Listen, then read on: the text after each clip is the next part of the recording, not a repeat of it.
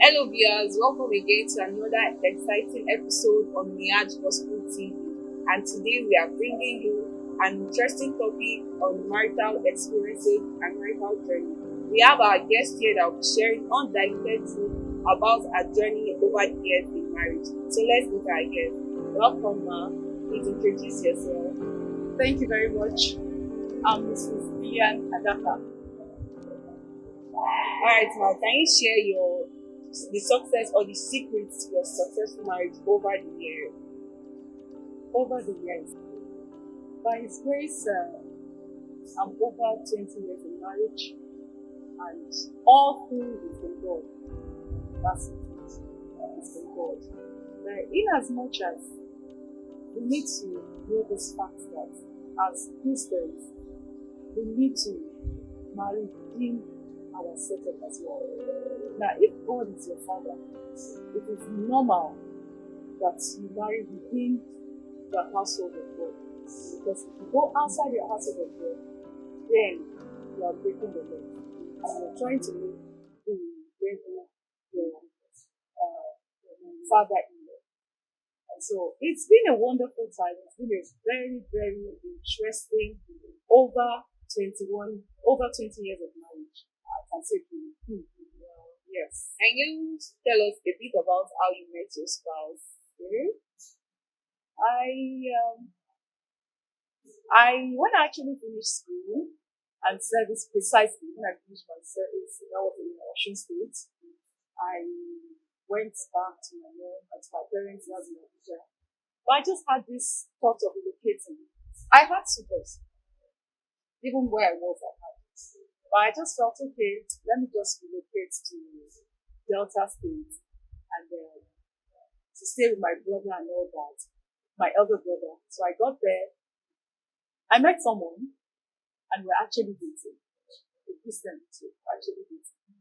And prior to that, we were going out and all that. And I ended up attending, I started attending Living Faith Church in Benin. There's this very day I just couldn't go because I didn't have enough teeth. I was actually buoyant, very buoyant. And my brother is not in the same faith as I, so I had to like sort things out myself. And so I couldn't go to church that day, so I just like stayed at home. But there's this small Church of God mission that wasn't too far from my brother's house. Maybe just a week. If that's even if it's not a week. And normally, I think their first Sunday or their last Sunday is normally their communion service. So I decided to attend the communion service since I couldn't go to church on the Sunday morning. So I went there and nobody to beat the drum. Funny enough. So I was there to beat the conga for them. I was just like enjoying myself beating the conga and all that. And I just saw this guy. I call him the guy. And he was like, this guy is good looking. And I kind of like, I didn't have any meaning to it because I was already going out with somebody, already in a relationship. And so that was how we left within the communion and left. And there was this midweek service I attended. That's following midweek service. I got to the church very early. And as I was walking down, I saw him sitting in one of those seats. And I was like, actually, if I knew him, I wouldn't have bothered meeting him. But I just felt, if I snub this guy, you think, yes, I'm proud. You know what I'm trying to say? So you think I'm proud. So I was like, let me just do it to the will of righteousness. And so I tweeted around, we exchanged greetings and all that. And I was like, how are you? And he responded. Because it was next time I got to know that he didn't even know me as such to her. But he responded actually and was like, okay, can we meet May 29th? Because May 29th was just at the corner and he was working in a bank, according to him then. I know since the public holiday, that's the only day we'll be able to meet. So I was like, okay, why not? Since I didn't have I wasn't looking at it from that aspect. So he actually came around. So when he came around, I saw the little stories. When he came around, we chatted, we greeted. And the next thing was like, he likes me. And I'm ready to a relationship. Like, okay, no problem. So why don't we be friends? Okay, friends. no problem, we'll be friends. And so we do chat afterwards, like that. He comes around, we talk, and all that. And there was this day I had to go and see the person I was actually dating because he lives in Warri and I live in England. And so I told him, I said, I'm going to see my fiance. And he was like, okay, no problem.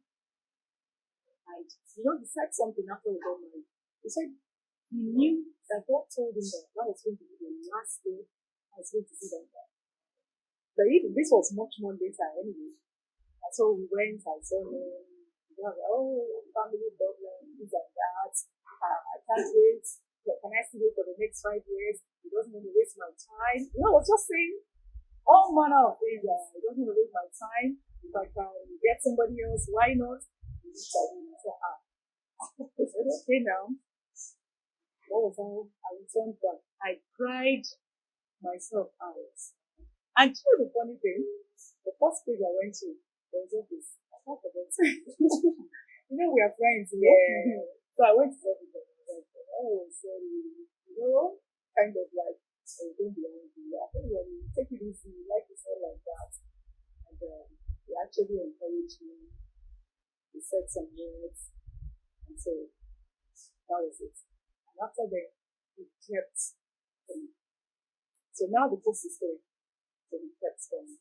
But like I said, I had suitors. That's it. I had suitors. So how did you know it was the one? That's it. So that's what we're actually going to now. Because I had suitors. And so he kept coming. He declared it manifesting again. You understand what I'm saying? And after a while, I relocated back to Abuja. I stayed with my parents. I was there. I was communicating. I had so many tutors over there too that come school like that. And he kept calling. I know it was that time that GSM was very, very expensive. And I had to go outside, make call and all that. I wasn't to come. He just came at that time. And he kept actually spending money as in calling and all that. And something happened. Something very, very important happened. 1999 was when Shiloh picked up. Am I correct? Yes. And so that's very Shiloh. I made up my mind I was going to go for that Shiloh. 1999. And while I was going, the Holy Spirit dropped something in my heart. I had a shoe that was given to me by a family friend who traveled abroad. And the shoe was one very precious thing I had there. And I was like, why should I take this shoe to Shiloh? Why take it to Shiloh? Okay, let me just carry it. I take it away. And so it was then that normally you can give any sacrifice, material sacrifice. And I was actually dropping that shoe because I knew that was my first shoe. And I told God, I said, God, just settle me. I said, settle me. And I left. And so when I was beginning to have so many suitors, they were actually. So one day, and I didn't want to miss it. I didn't want, because once you miss it in the marriage, once you miss your marriage, every other thing will not fall in place. That's the truth about it. Every other thing will not fall in place. So you need to get it right so that every other thing will fall in place. And I was just like pondering, praying, and all that. And once I was just like, and there was this fateful day that I woke up in the morning. Then I didn't go to work on time because I needed to catch up somewhere first before going to work. And I just like, I was just on my bed. I had not even stood up on the bed. And it was like I was conversating with the Holy Spirit. Okay, let's even put your focus on high tables. I said, okay, this one, what do you think about it after assessing? The other one, what do you think about him? We assessed. Like that.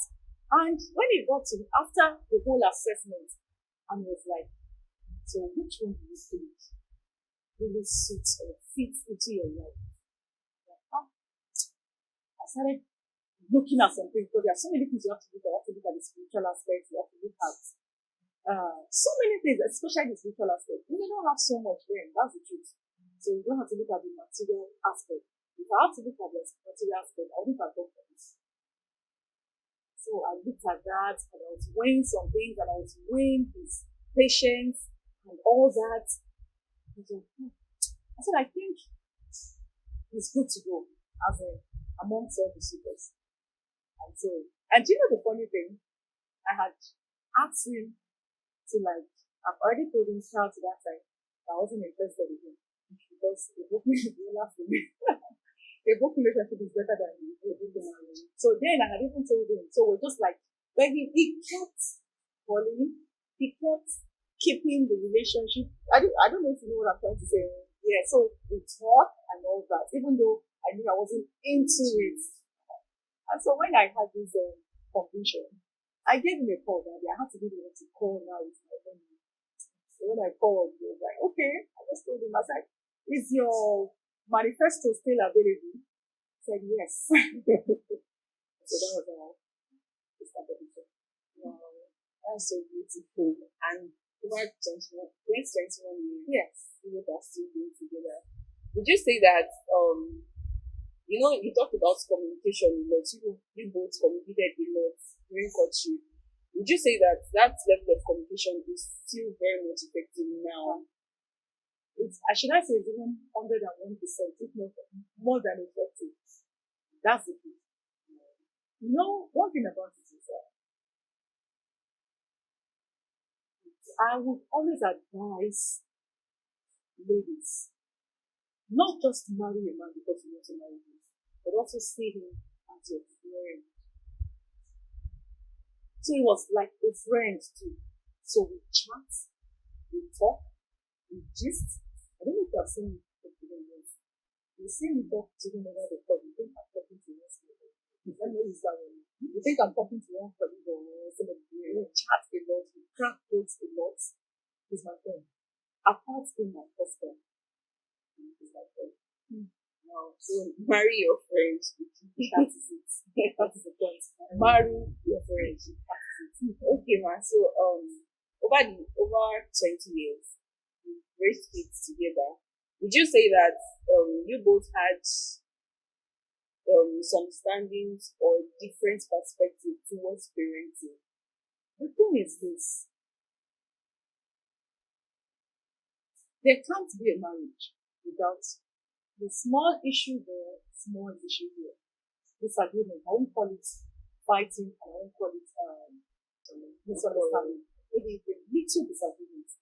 But the ability to be able to settle those disagreements is what makes the marriage work.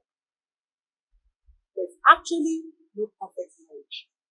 But you make it, you deliberately, let me use that word now, you deliberately make it work.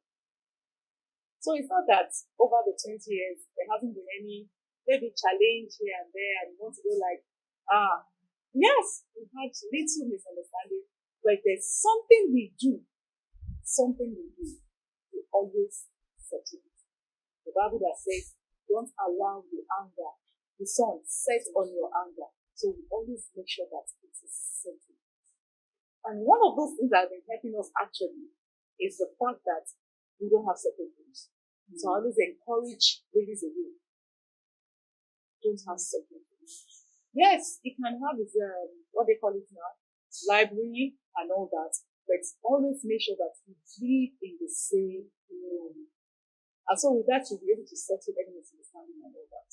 Yes, there has been, but very, very few raising up the children. And I don't know if you have another question because I can keep talking and talking.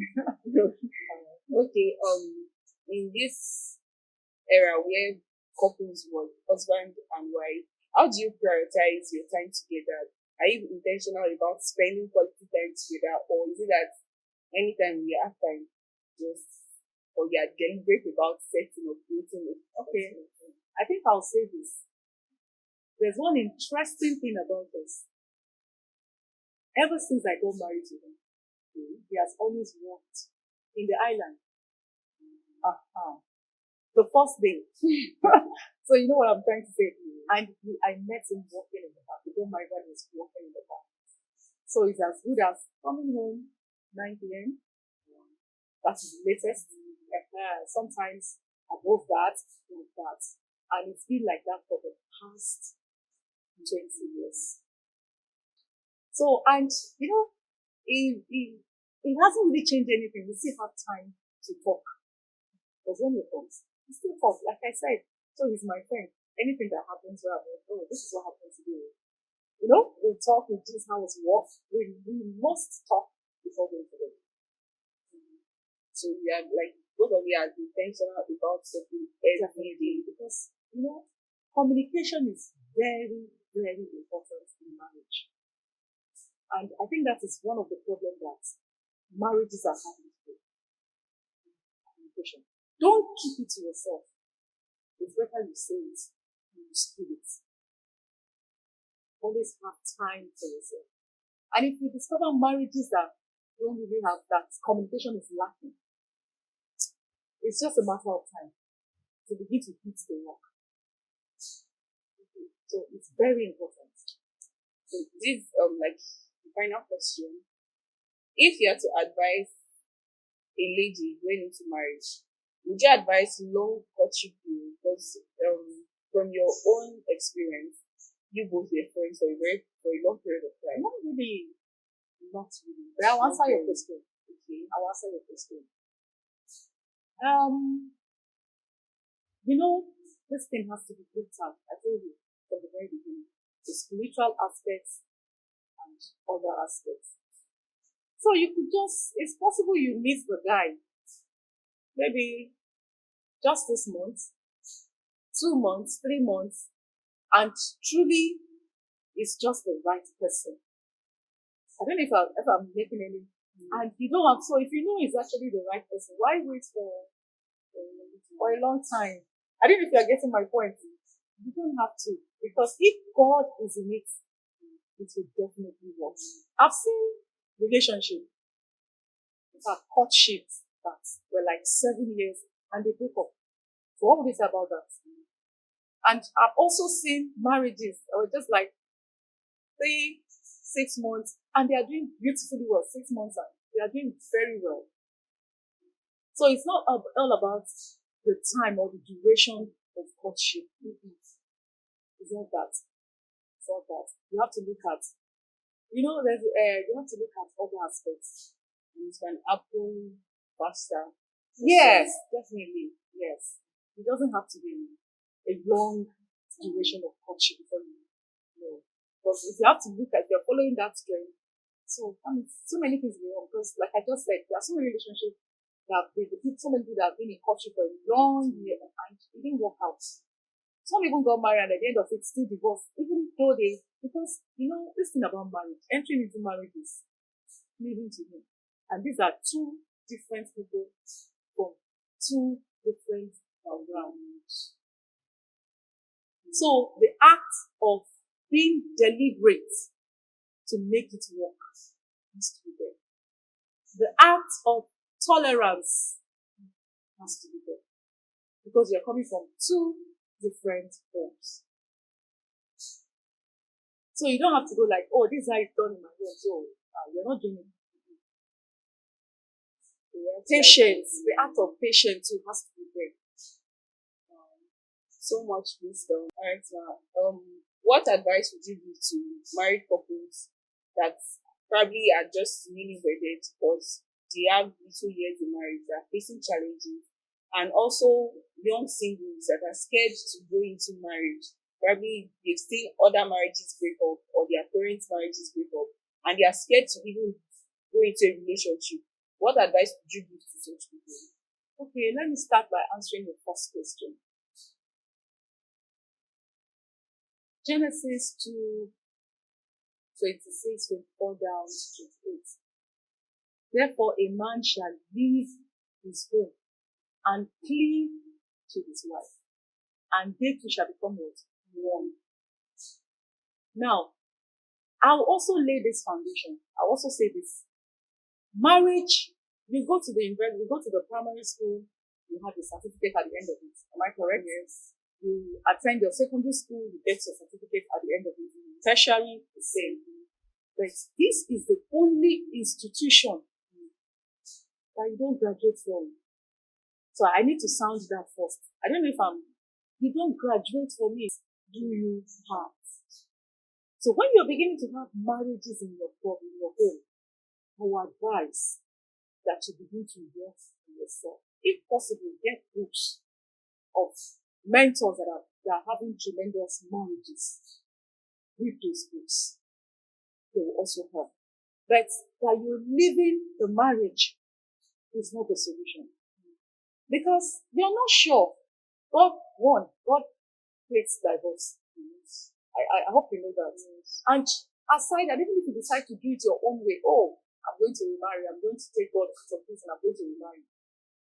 So how are you sure? How will you be able to face that kind of challenge when it comes up again in the next relationship or in the next marriage that you're going into? So I always advise, don't run away from it. You can always work that.